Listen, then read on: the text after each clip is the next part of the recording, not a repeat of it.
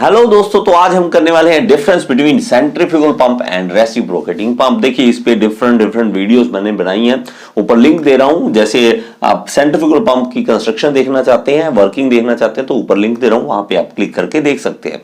ठीक है, तो यहां पे हम डिफरेंस देखेंगे। सबसे पहला पॉइंट क्या है, सेंट्रीफ्यूगल पंप के केस में सिंपल इन कंस्ट्रक्शन। तो इसकी कंस्ट्रक्शन बहुत ही सिंपल है कि वहां पे मूविंग पार्ट जो हमारे पास, देखिए पिस्टन, सिलेंडर, उसमें वॉल्व्स, कुछ भी ऐसा नहीं है।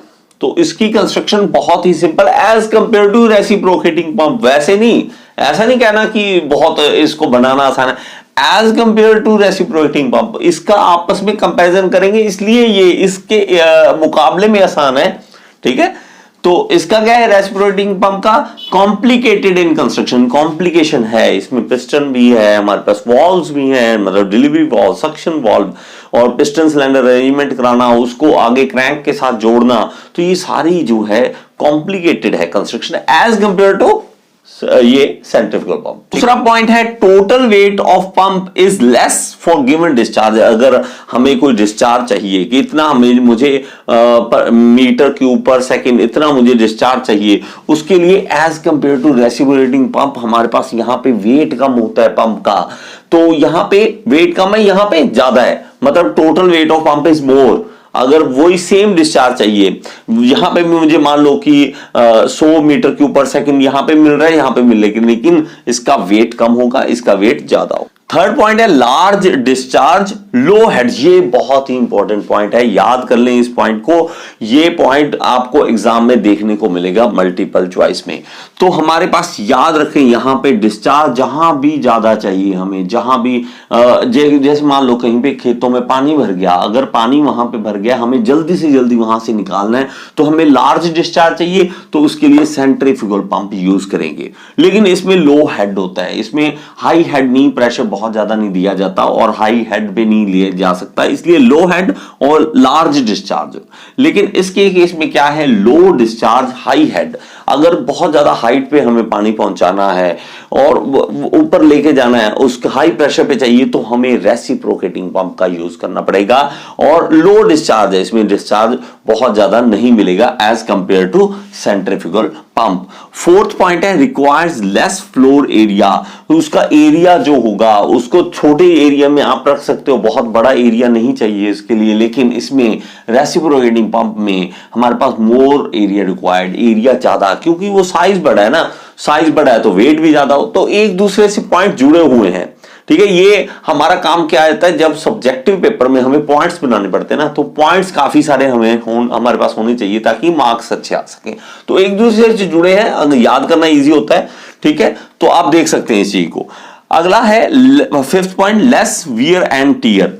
यहां पे वियर एंड टियर लेस होता है, क्योंकि देखिए रोटेटिंग पार्ट है, रोटेशन जो है लगातार हो रही है, इसमें रोटेटिंग पार्ट होने के कारण बहुत ही ये फ्रिक्शन कम होती है, फ्रिक्शन कम होती है तो वियर एंड टियर कम होता है। लेकिन इस केस में रेसिप्रोकेटिंग पंप में यहाँ पिस्टन है, सिलेंडर है, पिस्टन रब करता है, ज्यादा मूव करता है, तो हाई फ्रिक्शन होता है। हाई फ्रिक्शन होगा तो वियर एंड टियर भी ज्यादा होगा, ऑब्वियस सी बात है।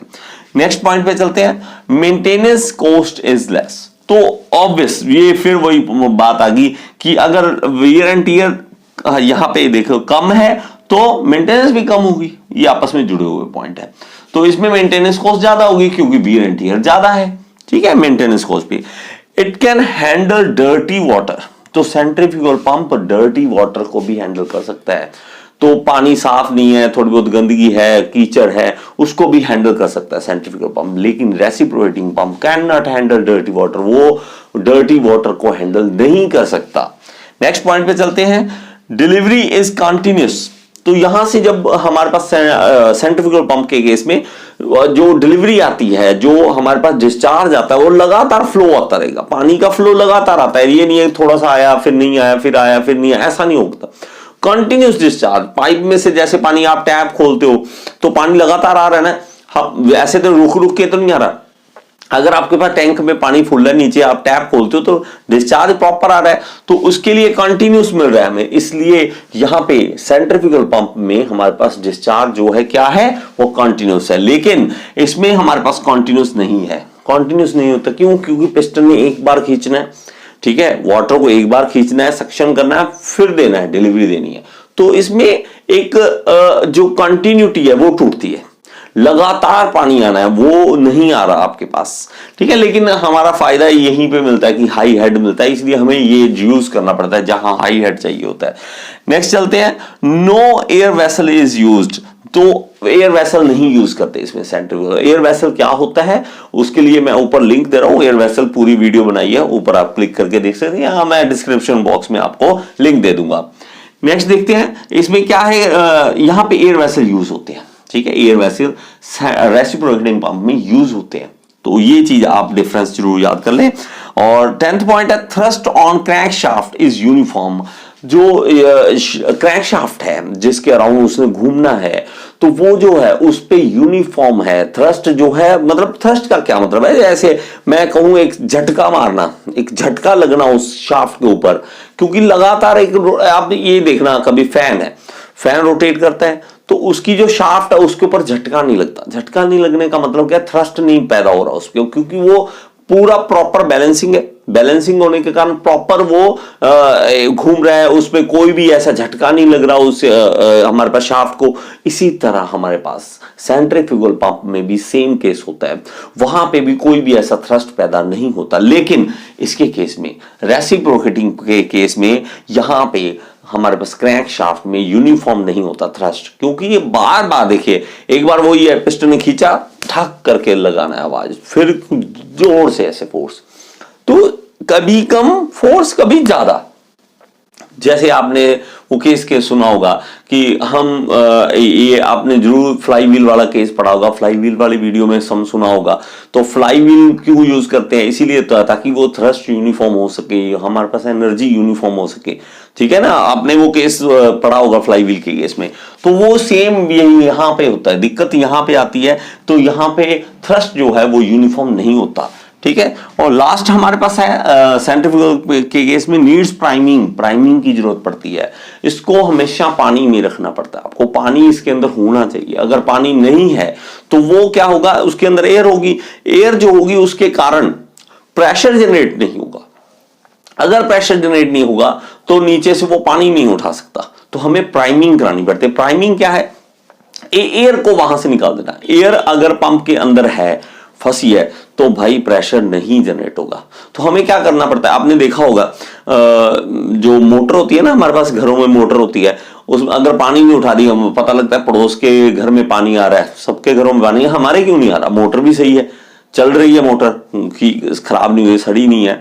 तो हम क्या करते हैं, बुलाते हैं जब मिस्त्री, तो वो क्या करता है, एक नट खोलेगा, नट खोल के वहां पे ऊपर दिया होता है नट, तो उसके अंदर पानी डाल देगा, उसके अंदर जब पानी फिल कर देगा वो एक्चुअली प्राइमिंग कर रहा होता है।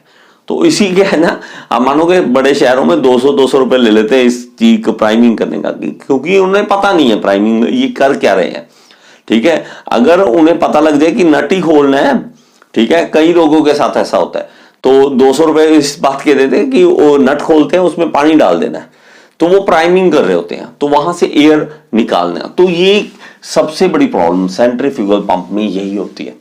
तो हमारे पास प्राइमिंग की बार बार जरूरत पड़ती है, बार बार उसके अंदर एयर आती है तो प्राइमिंग की जरूरत पड़ती है। लेकिन रेसिप्रोकेटिंग पंप में ऐसा नहीं होता, डजंट रिक्वायर प्राइमिंग, इसमें प्राइमिंग की जरूरत नहीं पड़ती, इसमें ये वाली प्रॉब्लम नहीं आती है। तो ये था डिफरेंस सेंट्रीफ्यूगल पंप और रेसिप्रोकेटिंग पंप के बीच में। अब आपके लिए एक क्वेश्चन, आपने ये बताना है कि सेंट्रीफ्यूगल पंप और रेसिप्रोकेटिंग पंप आपने कहां पे यूज होते हुए देखा है, ये कमेंट बॉक्स में बताएं जरूर। और देखते हैं कितने लोगों को इसके बारे में, एप्लीकेशन के बारे में पता है। रियल लाइफ में देखिए, बुक्स से नहीं, आपने रियल लाइफ में जरूर देखना है कहां पे यूज हो रहा है, ये आपको दिख जाएगा। आम इसकी एग्जांपल कहीं ना कहीं आपको दिख जाएगी, तो आपने कमेंट बॉक्स में ये जरूर बताना है। Thank you so much.